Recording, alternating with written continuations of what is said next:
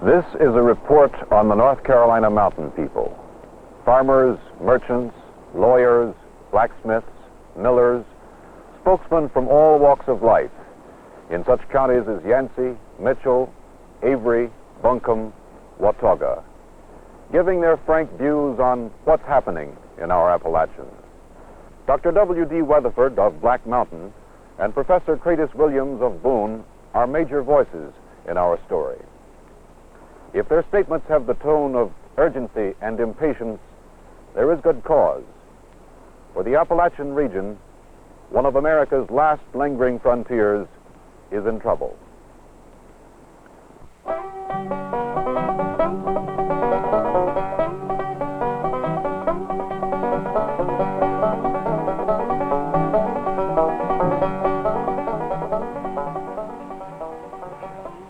Yes, I'm a mountaineer. My people have been on the border since before the American Revolution. They were lone hunters, Indian fighters, fighters in the Revolution, and leaders in the Whiskey Rebellion.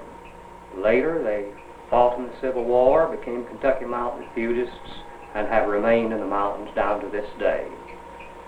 I've heard a good many misconceptions of mountain people during my lifetime, and many years ago I became interested in trying to learn the facts about the mountain people. What I have learned has been an eye-opener.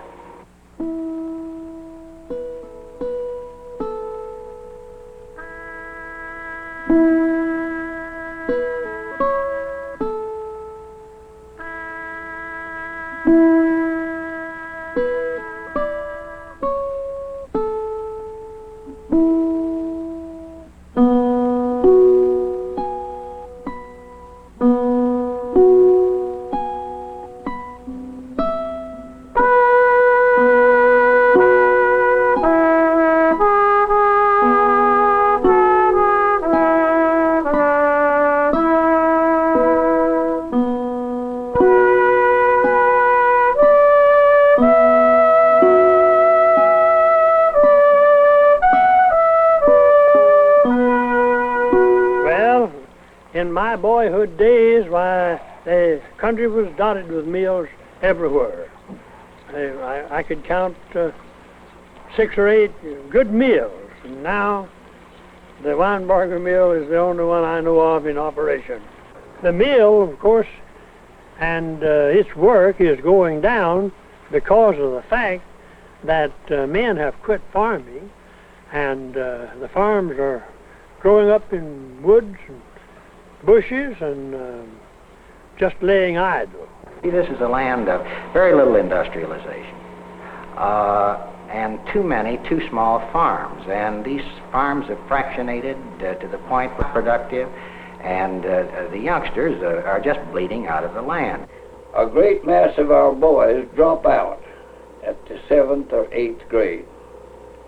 The result is the average educational level for the entire 7 Appalachian states is 7 2/10 years for adult people.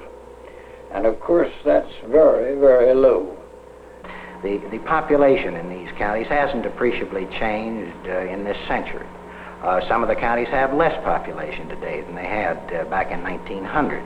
We lost the last 10 years, from 50 to 60, we lost 1,132,000 people out of these mountains.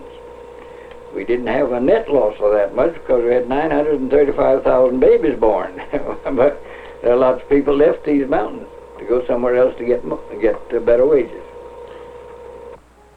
Here is Burnsville, a Carolina town locked in the ancient, weather-worn Appalachian Mountains. Once those walkways trembled with the lusty commerce of miners, lumberjacks, and farmers.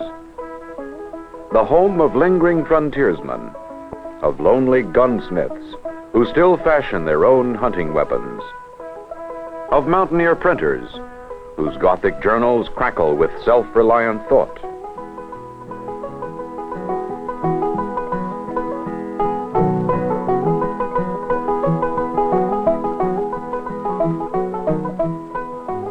And iron workers, the great-grandsons of Daniel Boone himself, who still forge hot metal into a farmer's plowshare or a delicate work of art.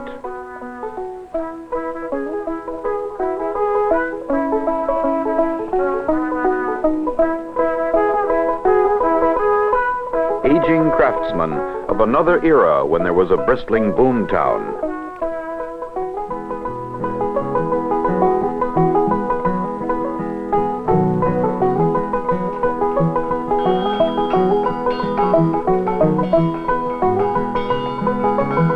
Now, like many of her upland neighbors, Burnsville is a town in mourning for a lost youth.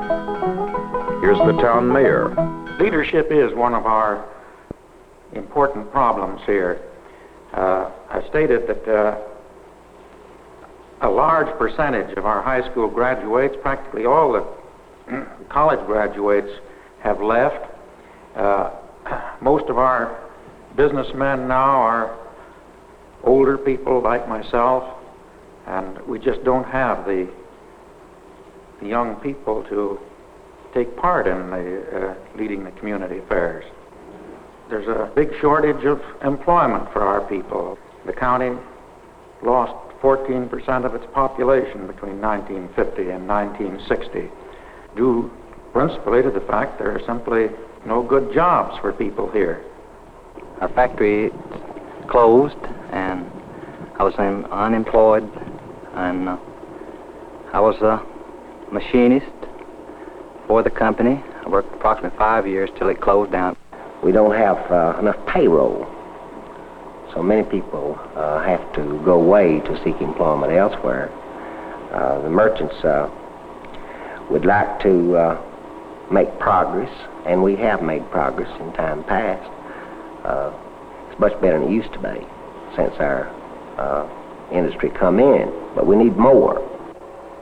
It is a paradox that in this area where so many minerals have been discovered, such large quantities of certain minerals exist, that there is no apparent future for the mineral industry. Those that we have in quantity have had this decline in price. Those that are valuable are present in such small quantities. As a result of this, there is no long-term picture, encouraging picture for the mineral industry.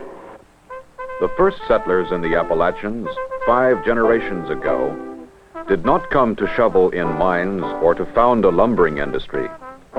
They were fresh out of the battlefields of the American Revolution.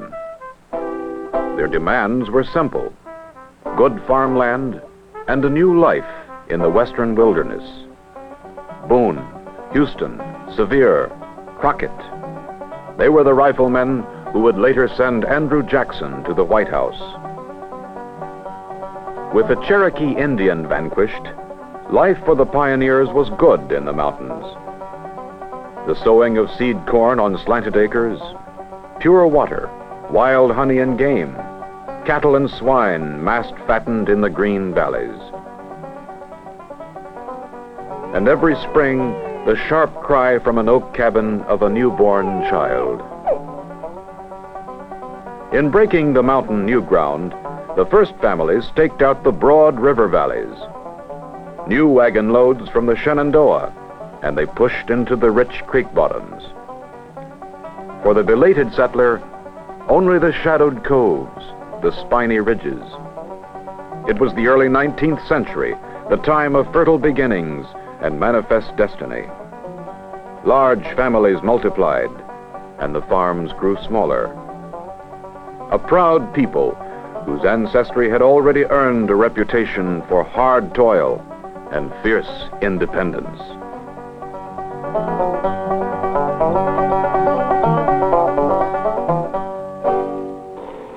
Contrary to what a great many people think, these Appalachian Mountain people are not primarily English. They are primarily Scotch, made up of 2 groups.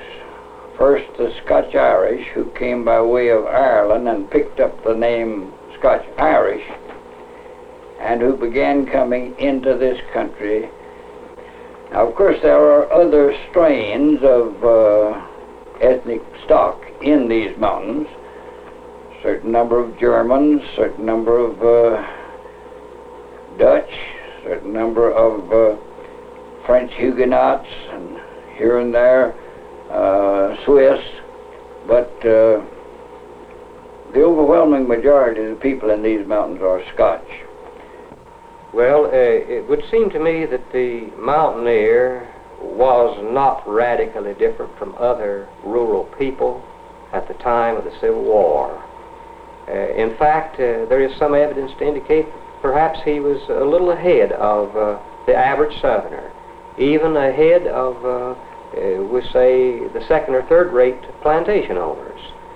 Objective travelers through the mountains before the Civil War reported excellent homes through the mountain valleys, a certain degree of culture and reading matter and evidence, hospitality, and the homes were well kept, the barns looked good, the people were proud and prospering. But the Civil War came along. During the Civil War, propaganda writers for the North tended to present the mountaineer as a kind of a poor white in sympathy with the South. The Southern propaganda writers tended to present the mountaineer as a kind of a misplaced Yankee in sympathy with the North. Both types of writers, of course, misrepresented him. During the Civil War, the great Appalachian Barrier highlands divided the Southland and made it, as a result, impossible for the South to mobilize its resources properly, and it enabled, in the final analysis, the North to more easily conquer the South and preserve the Union. The mountain people had not been slaveholders in the main. They were compromised by the war. Their sympathies lay largely with the North. Following the war, when the South lay in the throes of Reconstruction, there was not very much to be passed around for anybody in some of the states. The mountaineers were left on their own devices, and they entered into a series of up to 3 generations of ignorance and poverty. And they lost sight of their old thrifty ways. They corroded in character. They became ignorant. Their culture became an oral culture rather than a written culture. And they remained in this situation until after the turn of the century. The title of this song is The Last Old Shovel. That's the last shovel used at a burial in the country, in the mountains.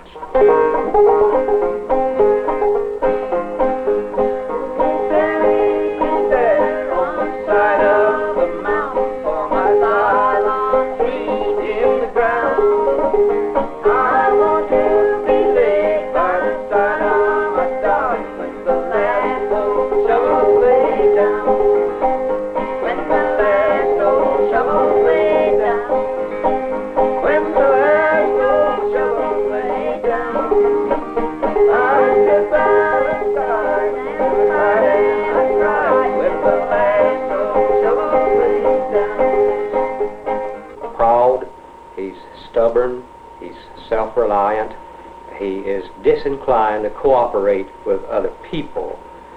This means, of course, that it's a little difficult for mountaineers to come together to do things on behalf of their own communities.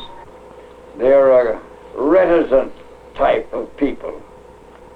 I remember having a man come up to see me, and he thought I knew who he was, and he said hi, and I said hi, and he stood around 4 or 5 minutes and turned around and walked off, and I walked down to see him the next day, and this is over in the mountains here, and I said, why didn't you tell me who you were? Well, he said, I thought you knowed. They will not talk very much. The most unfortunate thing about all this is that actually the mountaineer did not come into contemporary civilization until the Depression years, and because of the economy in those days, he came in through the back door, and that means that he left an unpleasant impression of himself when he migrated outside the mountains to the cities of the north.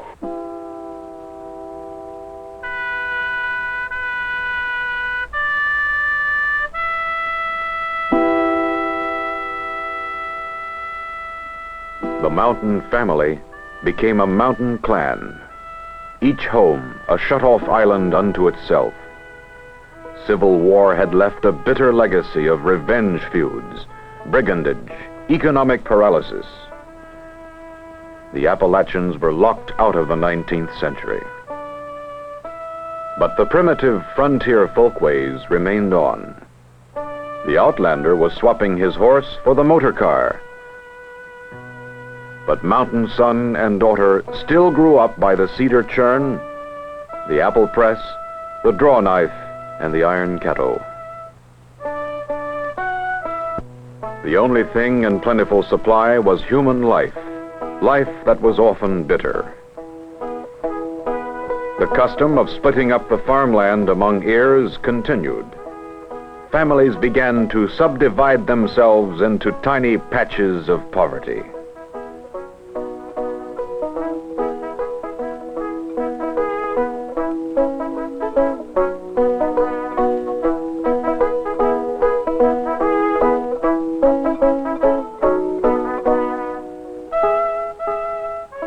For America, it came the age of the Depression. The mountaineers had always known hard times. Now it was almost unbearable. The old clung to their hills.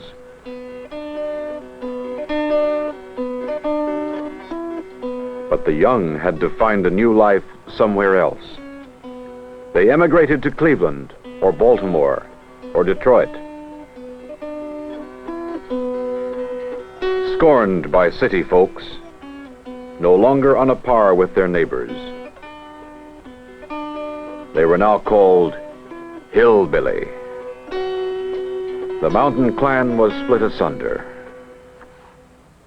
Well, I can't tell you much, but I know we started out with nothing much to live on, but we just worked and made what we raised the children on, and then we kept making a little along to send them to school.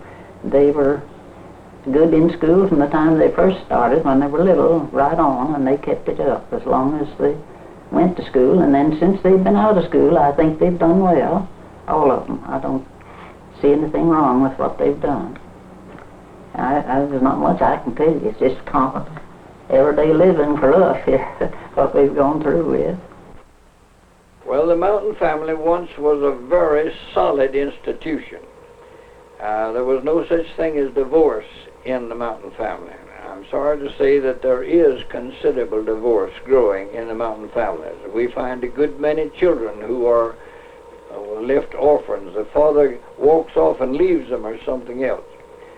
That's partly due to the fact that the women have fallen heir to the idea of liberty of women, and they won't do the things they once did. They won't take the punishment they once took. Moonshiner, ridge runner, hillbilly. Those are the epithets cheap fiction writers gave our mountaineers. Perhaps they did not know that those were the descendants of George Washington's favorite revolutionary fighters. Well, to begin with, the mountaineer was presented as a kind of a combination of Daniel Boone and Natty Bumppo. He entered into fiction following James Fenimore Cooper in the 1830s. One book in particular that presented a North Carolina mountaineer was Kennedy's Horseshoe Robinson, in which a mountaineer from Burke County was the lean, hungry type, carrying a rifle in the crook of his arm, wearing homespun clothing and a hunter's shirt. This picture of the mountaineer was so indelible that I'm afraid that the average American hearing about the mountaineer even yet thinks of him as somewhat along this line, a man who steps out of the bushes with a squirrel rifle in the crook of his arm, wanting to know what you're doing here, mister. There was a lady from New York who had a very poor interpretation of the mountain people. She seemed to feel that we were all the Snuffy Smith type of characters that we may have been back in Davy Crockett's time, perhaps, but she asked me if she could see a real mountaineer. Of course, I told her I was a real mountaineer. She wanted to know if I went to school, how I counted my money, did I live in a log cabin, was I going to college. After I'd explained to her that the advantages were more or less the same in the mountains as elsewhere, she wanted to know if I was a rich mountaineer. And I told her no, of course, I was a very average mountaineer and that we all live just like anyone else. They have a feeling that those of us who come in from the outside, they call us foreigners, by the way, they have a feeling that we are critical of them because they don't live in accordance in the same fashion that we do, and they're very sensitive. They don't like anybody to come in and criticize them. Now, of course, what the mountains have really needed has been not the reports of third-rate writers of fiction, but some objective research. Now, a fine piece of work was done in 1920 or thereabouts by John Campbell.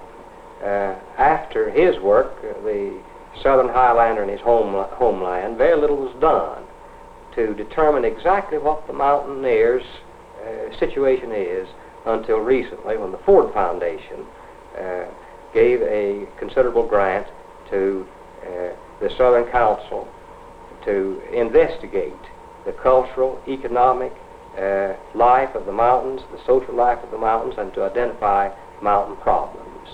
This is a step forward.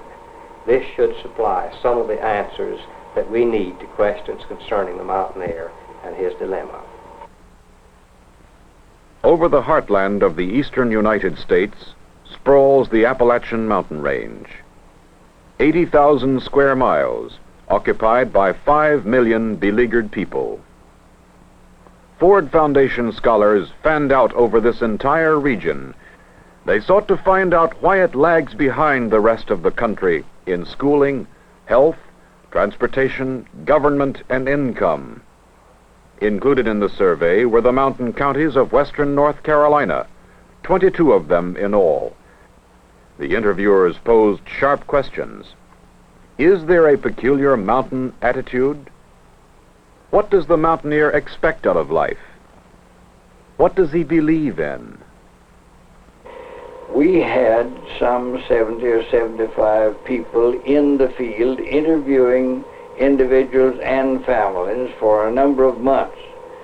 And we interviewed a good many thousands of people. We only found 6 people who said definitely they did not believe in a God. And we only found 8 who said they did not believe in answer to prayer. So that there's no skepticism in these mountains. There's just indifference. They just don't pay any attention to what's going on, but they believe in religion. Unfortunately, the churches are very small. 21% of all the churches in the Appalachian Mountains have 25 or fewer members, which means to say the churches are very weak. My own feeling is we've got to have a good deal of consolidation, just like the schools had consolidation. But there's a great deal of fighting of that. Local people don't want to give up their little church because their grandfathers and grandmothers were buried in the cemetery there, and they don't want to give up the church. But we've got to have stronger churches. Secondly, we've got to have better trained ministers. 43% of all the ministers in the Appalachian Mountains have high school training or less. And no man has any business representing the great issue of religion on a 12th grade education.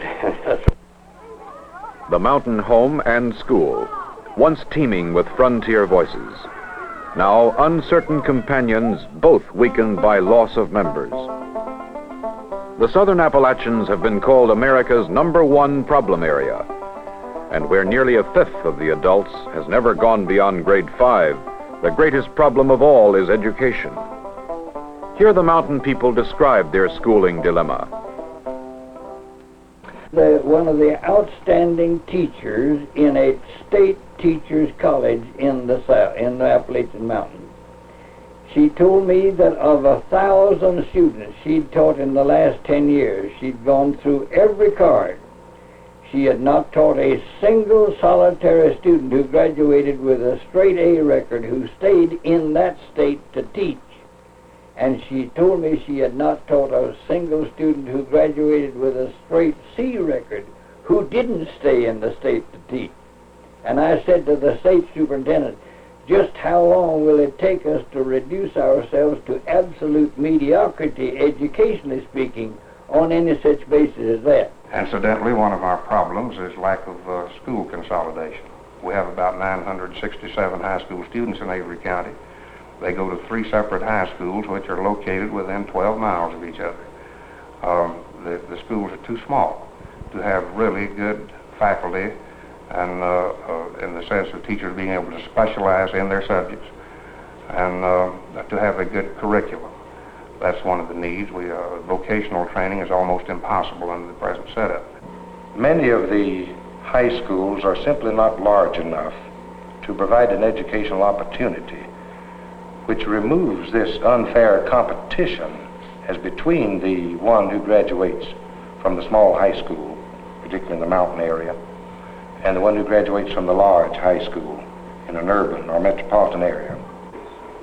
Well, I think that most mountain students, when they go off to larger universities out of the mountain, have a pretty bad inferiority complex, so to speak, because we've come from small high schools. Our classes are small, and we just don't feel like that we're able to compete with the students that have come from large city schools.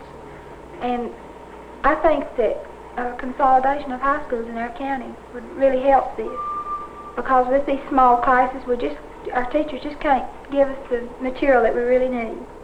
All the data I know anything about would indicate that those who come from small high schools generally are less well prepared immediately for college than those who come from the larger schools. But so far as native capacity is concerned, these youngsters have what I call their share of brains. The third thing is this: we've got practically no vocational training in the public schools of the Appalachian Mountains except agriculture. And nobody's interested in agriculture anymore, because in the first place the mountains don't provide much land for agriculture, and less than 20% of the people now are engaged in agriculture. Once it was 100%, but it's only about 20% now.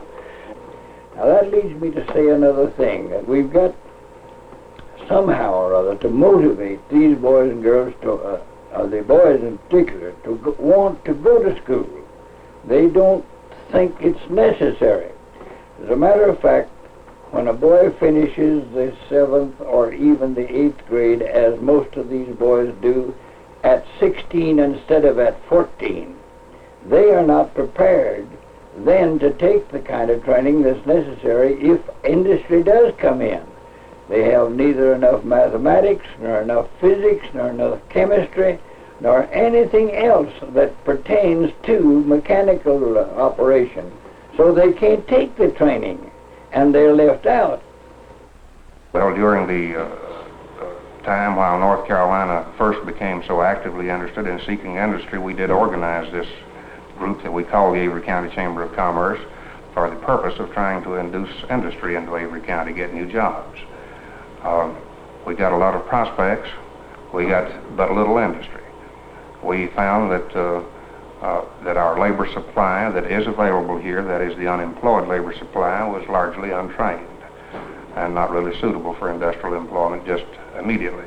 In our study of the Appalachian region, we discovered that it would take approximately $400 million to bring our equipment, that means buildings, furnishings, libraries, laboratories, whatever you had, to bring our public school equipment in these 7 states up to the standard of the United States. $400 million. Well, there just isn't $400 million on these mountains to get to do that kind of thing. The fact that the salaries are lowest among the teachers in the mountain section, I think is some indication of the index of education of the mountain people. And if we consider that education is not a regional matter, but is more of a national matter, then the combined efforts of the local community, the state, and the nation must be brought to bear upon this educational problem. I am not one of those who fears federal aid to education, so long as its management is safeguarded at the local level. A patch of cabbage, some corn, tobacco. Mountain farming is dying. The average man grows 15 acres, which pays him less than $1,100 a year. Government specialists are trying to rescue those who yet remain.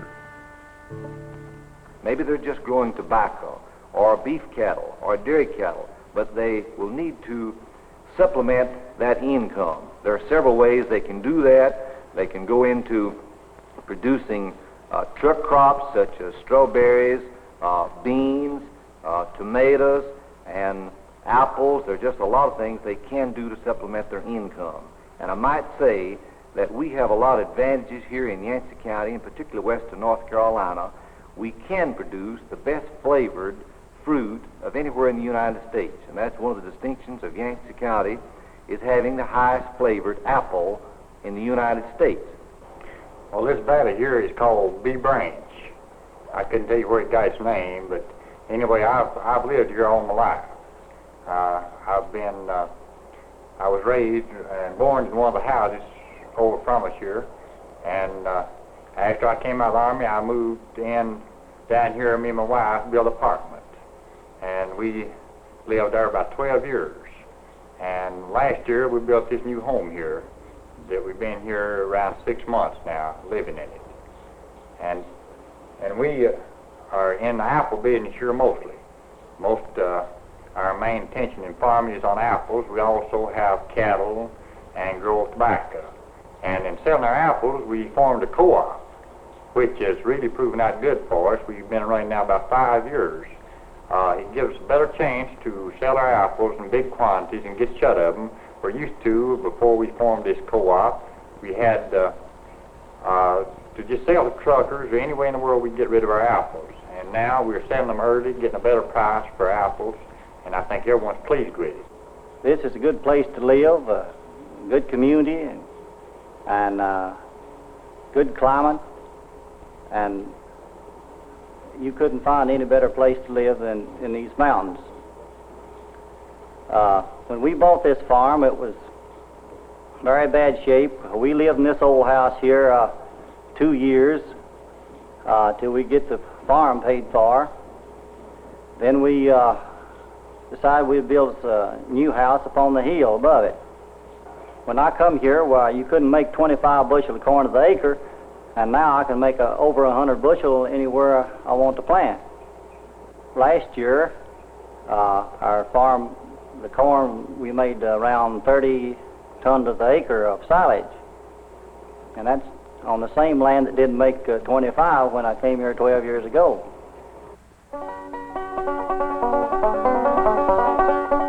Industry is coming to the mountains. Industry to the mountain man used to signify public works or the lumber and mining camps. It meant a trek by thousands out of the mountains into the Piedmont cotton mills, or to Detroit, or down to the fiery smelting plants of Birmingham. But now, with improved mountain roads, industry has a new meaning. Specialized factories trickling into the valleys and settling at the very back door of the hard-pressed mountain job seeker. To get these jobs, the mountain people, now shedding the remnants of a pioneer life, must gird not for the 20th century, but the 21st. For industrial technology no longer is of the Iron Age, but of the Space Age, and the chasm is widening every hour. A long way in time from the blacksmith anvil to an outer space observatory monitoring the universe. but both coexist in the Appalachians. Is time on the side of the mountaineer?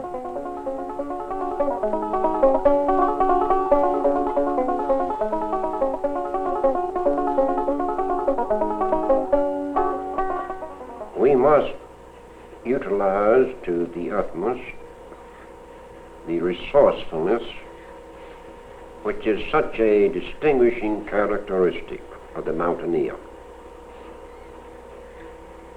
We will lose industries as we've lost them in the past because of the obsolescence of the product that they produce. We must be prepared to supplant them with industries that meet new demands that grow out of the changing economy of our section. Resourcefulness in lumbering, a ravenous industry which stays alive only so long as it can be fed more trees. Well, at the present time, I'm in the process of redoing my sawmill operation completely. I have found that the operation that I've been doing in the past is quite inefficient and not to such an extent as to meet present-day competition. So I'm presently trying to get a little better, to install new machinery which will utilize more of the product that's been going to waste. I think that timbering in the future will become more specialized. That the things which I'm doing now, I hope, will be the predominant factor as to whether you stay in or stay out. That operations will become more concentrated, more centralized, and will have to be more efficient. I think the experience of the industries that have come here is that the mountaineer makes an excellent employee. He is quick to learn, he's used to hard work. Generally speaking, he has a high sense of personal loyalty for those with whom he's associated. I must say at this point, he insists on being treated as an equal. He's entirely willing to carry out orders, but he's not willing to be regarded as just a menial, a serf, an industrial menial or serf. Our mountain counties produce sturdy, stable, reliable, honest, hard-working people. Their greatest asset are people. I'd say that the industries in Winston-Salem reflect that. You take R.J. Reynolds. He came out of this mountain environment. And to a great extent, those industries, great industries, built there on the Piedmont, reflect these virtues of these mountain people because they come down there and work in them. We have done mighty well in getting new industries into this part of the world. In a period of 3.5 years, beginning January the 1st, 1956, about the time I began this study, in a period of 3.5 years, we got 4,448 industries that were either brought in or were started anew. And that's a very marvelous figure. And if we can keep that up, we will ultimately have some way of occupying this surplus labor that we have at the present time. We've got so much surplus labor that we just have got to have something to do. Otherwise, they're going to leave and go to the other parts of the world. But is industry the answer? The Appalachians are seeking after a leader, a plan, schemes for retraining, redevelopment. Some counties urge private local improvement, some a statewide approach. Others suggest coordinated region-wide development of all the Appalachians. But all schemes must begin with the community. Well, we are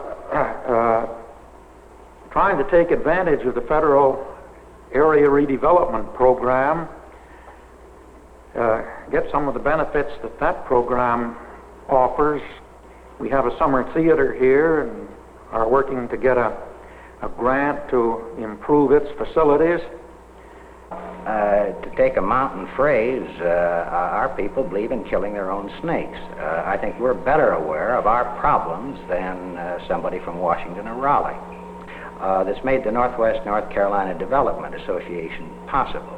This association was conceived back in 1954 with the idea of counties working together for their own betterment. It's an entirely locally financed. There's no federal or state money. All the planning is done at the local level. It's had magnificent cooperation from very large industries, Reynolds Tobacco and Wachovia Bank. And they've gone ahead in a number of areas for the improvement, industrial, tourist, community development, youth development. Well, I'm very sorry to tell you that the churches have not taken too large a share in the ongoing community organization. And the reason is this. The average minister who has 12th grade education, of course, is apt to be very definitely conservative. If he's conservative, he draws a line straight between the sacred and the secular, and he thinks the sacred is in his church and the secular is outside. So he advises his people not to get into the secular things. That's a very serious problem. Leading people in the various denominations have got to take a stock and get the churches to recognize that you cannot have either a church or a school or anything else without having community sense of responsibility, and we don't have it at the present time. Well, always, I think, as I mentioned, area-wise, there are problems that we have worked on, and the thing we have been most concerned is that communities not get fired up and work toward short-term goals and not realize that this is a continuing process, that we must continue to work to improve our communities. And I think when we look at it on an area basis that we'll see progress for those who continue to work year in and year out toward long-term goals as well as short-term goals. People have always been drawn to the ranges of Nantahala, Unica, and Watauga, of the Blue Ridge and Great Smokies, of vacationers' paradise, where melting Ice Age glaciers came to rest, shedding their seeds and stones long ago. The Cherokees called it the Land of Laughing Waters. A French explorer, so overcome by its mystery, he scaled a lofty peak and sang the Marseillaise. The 20th century came, and others were awed. The first tourists were men of wealth, like Vanderbilt and Cohn, who built summer resorts far above the modest native dwellings. Today, their grand retreats are vacant, lofty reminders of an age of empires and opulent seclusion.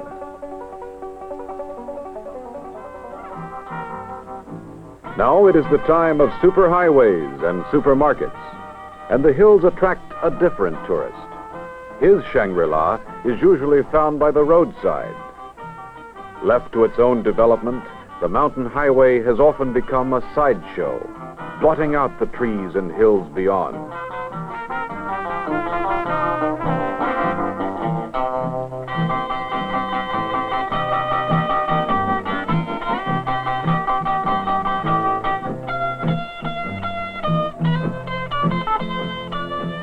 Tourism is an important industry, but sometimes today's tourists, searching for the last traces of pioneer life, may find instead a grotesque caricature. Mr. Sam Ward, he is going to show how to do the whamadiddle.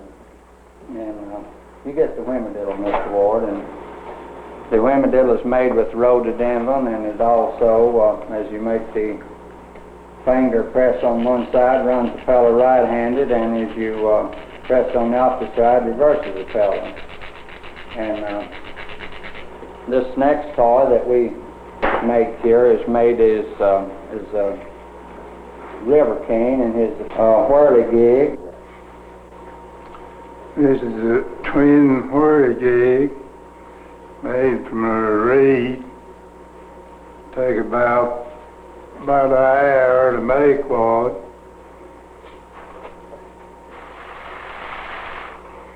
We get $1.50 each for it. The next one is the rattle trap and show them how the rattle trap works there, Mr. Ward. It's made with white pine wood and also it's used in ball games and for paladin parties. And the next one is the fly killer, Mr. Ward. If you'll hand me the fly killer, I will show how the fly killer works. You pull this back into the slot and also put your little bullet in there and you pull the trigger and you can kill the fly with it.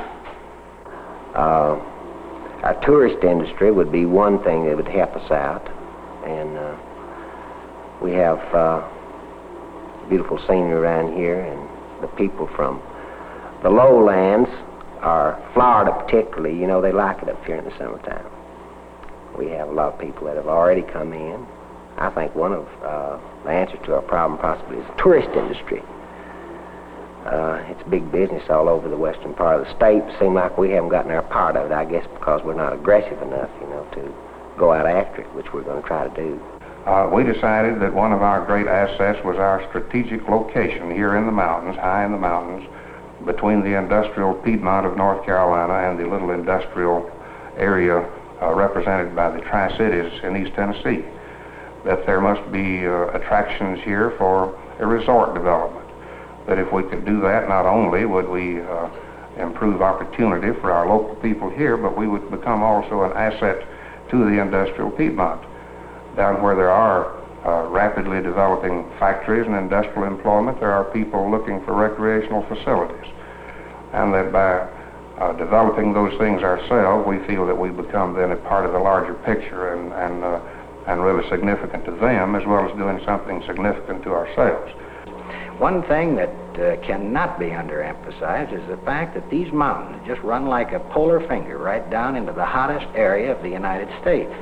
And to be able to come in a matter of miles from sheet to two-blanket circumstances is one of the great assets. And one of the hopes of this area is the development of the tourist industry, the retired people, and that sort of thing. Well, we'd been in the hubbub and bustle of business for 40 years, and we wanted to get where it was peaceful and quiet and a good, substantial neighborhood. So we started driving and looking, and we looked at several places, and we liked this community here in western North Carolina better than any place that we'd ever seen. We liked the mountain view, and we liked the people, and the hospitality, and the churches, and we just decided to come here and buy us a farm and live.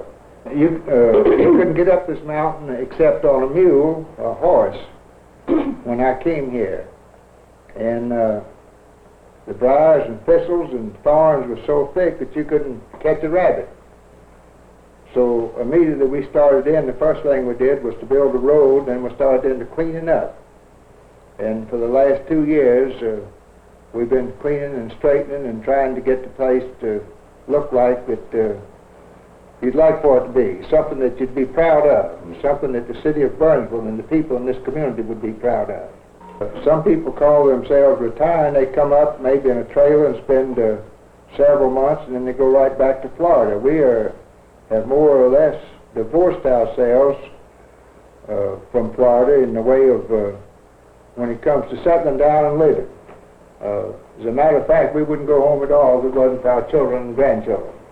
But they'd crucify us if we just came up here and stayed 12 months out of the year. The mountain people, searching, slowly casting away their ancestral tools. They are torn in loyalty between a better life in the city and the old way on the dying frontier with its meager rations. The bittersweet paradox, say the scholars, a surplus of people and a shortage of land. Whither this generation of mountain people? Do they seek in vain to be called Americans? The mountain folk now have television, radio, they have good roads, county seat to county seat roads, good secondary roads. All of this means that the mountain air is coming more and more into contemporary civilization. So that tends to indicate to me that the mountain air, as a differentiated type of American personality, will disappear within the next decade or two? Well, our people are not backward. They're a little bit shy, but they're the best people in the world. They're not people who are going to let anybody run over them. But at the same time, they're a very good people, and they're willing to learn if given a chance. And about all we need around here is a chance to make a better life for ourselves. I built this house. I'm planning on staying here. I mean, we love it here, and it's always been our home, and we're making a good living out of it, so we plan to stay here. We're very happy to be in our new home. We've worked for a long time in planning it and actually getting it built, and we're very happy to be here, and we have a lot of work to look forward to. At the present time, I am president of the County Council of Home Demonstration Clubs, and I'm very interested in the work of the Home Demonstration Club. And too, we're very active in PTA and with the Community Development Program. We have two sons, Kevin, he's 6 years old, and Danny is 8 years old. And we are working especially for them and to make their life better. You think this can be possible in the mountains? Oh, I think so. Of course, I want them to go on to school and get a good education, but I hope that they will be able to come back here and find a place in life. Well, I'm a senior in high school now, and as far as I know now, I'll go to Appalachian State Teachers College in Boone next year, major in business education. After that, I hope to teach here in the mountains, if at all possible. I feel that the mountain area in Avery County is on the brink, or just around the corner from a great boom, and that if it's possible for me to get a law degree, that there'll be a great demand for lawyers as well as doctors, school teachers, in Kay's instance, and any profession that you can name within the next 10 years in our area.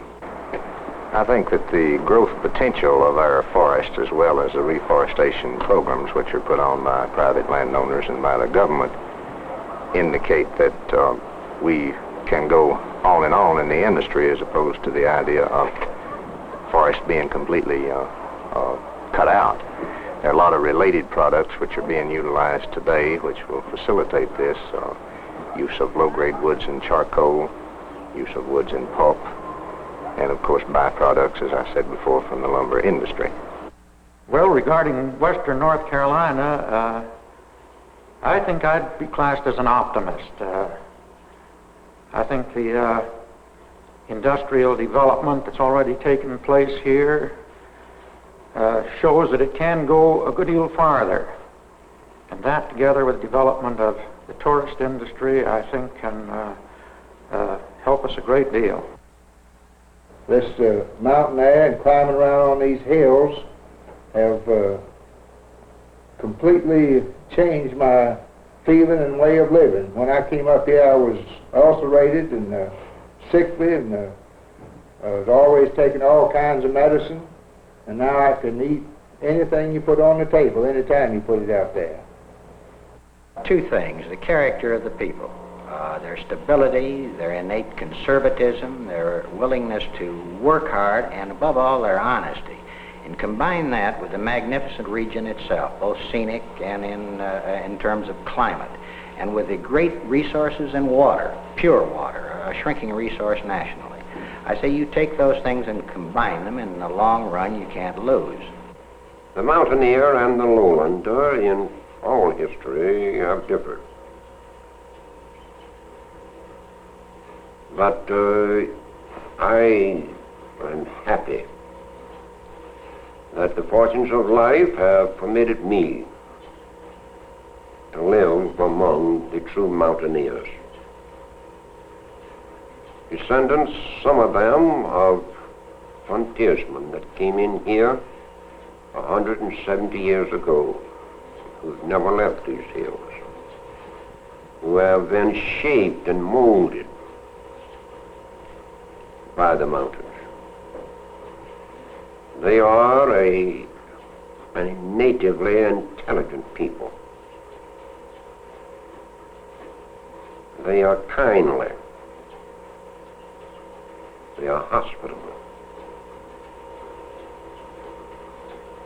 I regard them as the finest people as a group I've ever known.